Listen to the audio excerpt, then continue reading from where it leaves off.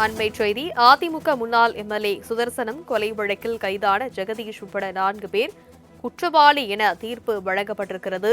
அதிமுக முன்னாள் எம்எல்ஏ கொலை செய்யப்பட்ட வழக்கில் தீர்ப்பானது வழங்கப்பட்டிருக்கிறது.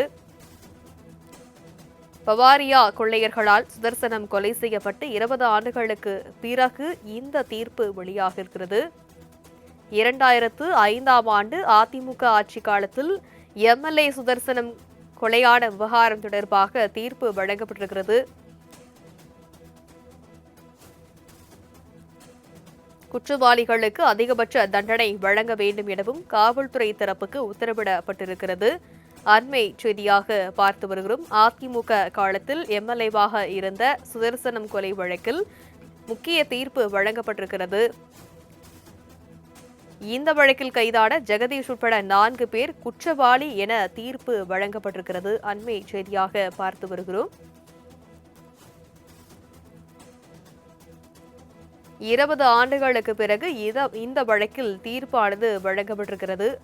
அண்மை செய்தியாக பார்த்து வருகிறோம். பவாரியா கொள்ளையர்களால் சுதர்சனம் கொலை செய்யப்பட்டு 20 ஆண்டுகளுக்கு பிறகு இந்த தீர்ப்பு வழங்கப்பட்டிருக்கிறது. 2005ஆம் ஆண்டு அதிமுக ஆட்சி காலத்தில் எம்எல்ஏ சுதர்சனம் கொலையான விவகாரம் தொடர்பாக 4 பேர் கைது செய்யப்பட்டிருந்த நிலையில் அவர்களுக்கு அதிகபட்ச தண்டனை வழங்க வேண்டும் எனவும் அவர்கள் குற்றவாளி எனவும் தீர்ப்பு வழங்கப்பட்டிருக்கிறது. குற்றவாளிகளுக்கு அதிகபட்ச தண்டனை வழங்க வேண்டும் என காவல்துறை தரப்புக்கு அறிவுறுத்தப்பட்டிருக்கிறது. அதிமுக முன்னாள் எம்எல்ஏ சுதர்சனம் கொலை வழக்கில் கைதான ஜெகதீஷ் உட்பட 4 பேர் குற்றவாளிகள் என தீர்ப்பு அளிக்கப்பட்டிருக்கிறது. 20 ஆண்டுகளுக்கு பிறகு இந்த வழக்கில் தீர்ப்பு வழங்கப்பட்டிருக்கிறது. இது பற்றிய மேலும் விவரங்களை எமது செய்தியாளர் நந்தினி விவரிக்க கேட்கலாம். வணக்கம் நந்தினி, இந்த வழக்கின் முழு பின்னணி என விவரிங்க.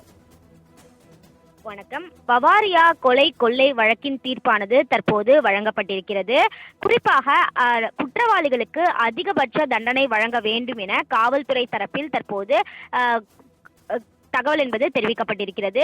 அந்த வகையில் கும்மிடிப்பூண்டி தொகுதி அதிமுக முன்னாள் எம்எல்ஏ சுதர்சனம் பவாரியா கொள்ளையர்களால் சுட்டு கொலை செய்யப்பட்ட வழக்கிற்கான சென்னை உயர்நீதிமன்ற அமர்வு நீதிமன்றம் தரப்பில் விசாரணை என்பது மேற்கொள்ளப்பட்டிருக்கிறது.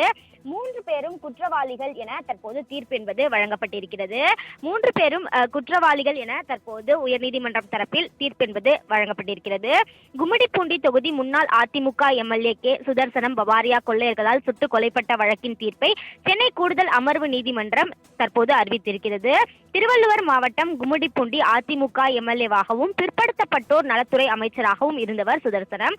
கடந்த 2005ஆம் ஆண்டு ஜனவரி மாதம் 9ஆம் தேதி அதிகாலை 2:45 மணிக்கு பெரியபாளையம் அருகே தானாகுளத்தில் உள்ள அவரது வீட்டின் கதவை உடைத்து புகுந்த 5 பேர் கும்பல் சுதர்சனத்தை துப்பாக்கியால் சுட்டுக் கொன்றுவிட்டு அவரது மனைவி மற்றும் மகன்களை தாக்கி 62 சவரன் தங்க நகைகளை கொள்ளையடித்து சென்றனர். தனது கட்சி எம்எல்ஏ கொல்லப்பட்டது குறித்து அறிந்த அப்போதைய முதலமைச்சர் ஜெயலலிதா கொள்ளையர்களை சுட்டு பிடிக்க உத்தரவு பிறப்பித்திருந்தார். குற்றவாளிகளை பிடிக்க ஐஜி ஜார்கிட் தலைமையில் 5 தனிப்படைகளும் அமைக்கப்பட்டன. மிக தீவிரமாக செயல்பட்ட தனிப்படை அடுத்த மாதத்திலேயே கொள்ளையர்கள் யார் என கண்டுபிடித்திருந்தனர். செப்டம்பரில் முக்கிய குற்றவாளிகள் 2 வடமாநிலத்தில் என்கவுண்டரும் செய்யப்பட்டிருந்தனர். தனிப்படை போலீசார் 32 பேர் மீது வழக்கு பதிவு செய்திருந்தனர். வழக்கில் 86 பேர் காவல்துறை சாட்சிகளாக விசாரிக்கப்பட்டனர். அனைத்து தரப்பு விசாரணையும் முடிந்த நிலையில் ஜெகதீஷ் உட்பட 4 பேருக்கு எதிரான இந்த வழக்கில் இன்று தீர்ப்பு என்பது வழங்கப்பட்டிருக்கிறது. 3 பேரும் குற்றவாளிகள் என தீர்ப்பு என்பது தற்போது சென்னை உயர்நீதிமன்றம் தரப்பில் வழங்கப்பட்டிருக்கிறது.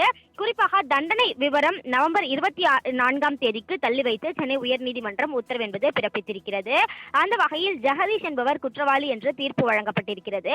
நாங்கள் எந்த குற்றமும் செய்யவில்லை, பொய்யான குற்றத்தை எங்கள் மீது சாட்டியுள்ளார்கள் எனவும் ராகேஷ் என்பவர் குற்றவாளி என தீர்ப்பு வழங்கப்பட்டிருந்த நிலையில் தாங்கள் எந்த ஒரு குற்றமும் செய்யவில்லை என குற்றவாளி தரப்பில் தெரிவிக்கப்பட்டிருந்தது.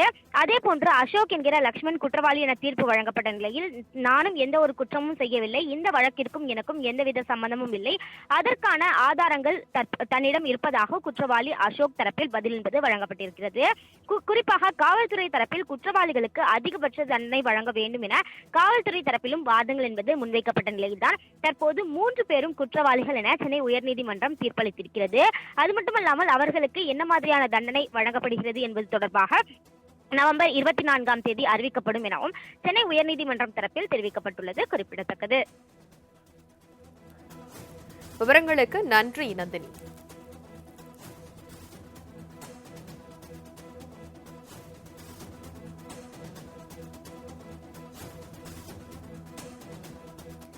இரண்டாயிரத்து 5ஆம் ஆண்டு அதிமுக ஆட்சி காலத்தில் எம்எல்ஏ சுதர்சனம் கொலையாடு விவகாரம் தொடர்பாக இன்று தீர்ப்பு வழங்கப்பட்டிருக்கிறது. குற்றவாளிகளுக்கு அதிகபட்ச தண்டனை வழங்க வேண்டும் என காவல்துறை தரப்புக்கும் நீதிமன்றம் அறிவுறுத்தியிருக்கிறது. அண்மை செய்தியாக பார்க்கிறோம்.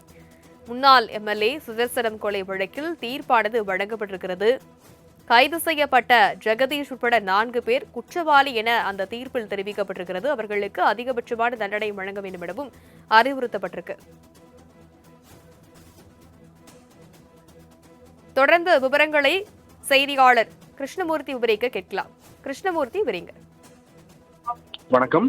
திருவள்ளூர் மாவட்டம் கும்மிடிப்பூண்டி அதிமுக எம்எல்ஏவாகவும் பிற்படுத்தப்பட்டோர் நலத்துறை அமைச்சராக இருந்தவர் சுதர்சனம் கடந்த 2005ஆம் ஆண்டு ஜனவரி மாதம் 9ஆம் தேதி அதிகாலை 2:45 மணிக்கு பெரியபாளையம் அருகே தானாகுளத்தில் உள்ள அவரது வீட்டின் கதவை உடைத்து புகுந்த 5 பேர் கும்பல் சுதர்சனத்தை துப்பாக்கியால் சுட்டுக் கொன்றுவிட்டு அவரது மனைவி மற்றும் மகன்களை தூக்கி 62 சவரன் நகைகளை கொள்ளையடித்திருந்தார்கள். தனது கட்சி எம்எல்ஏ கொல்லப்பட்டது குறித்து அறிந்த முதல்வர் ஜெயலலிதா கொள்ளையர்களை சுட்டு பிடிக்க அப்போது உத்தரவிட்டிருந்தார். குற்றவாளிகளை பிடிக்க ஐஜி ஜான்கின் தலைமையில் 5 தனிப்படைகள் அமைக்கப்பட்டிருந்தன. மிக தீவிரமாக செயல்பட்ட தனிப்படை அடுத்த மாதத்திலேயே கொள்ளையர்கள் யார் யார் என்று கண்டுபிடித்தது. முக்கிய குற்றவாளியை கடந்த பிப்ரவரி 1ஆம் தேதி கைது செய்தது. தொடர்ந்து துப்பு துளைக்கி வந்தவர்கள் மார்ச் மாதத்தில் ஹரியானா, ராஜஸ்தான் மாநிலத்தைச் சேர்ந்த பவாரியா கொள்ளையர்களை கைது செய்தார்கள். செப்டம்பரில் முக்கிய குற்றவாளிகள் 2 வடமாநிலத்தால் என்கவுண்டர் செய்யப்பட்டார்கள்.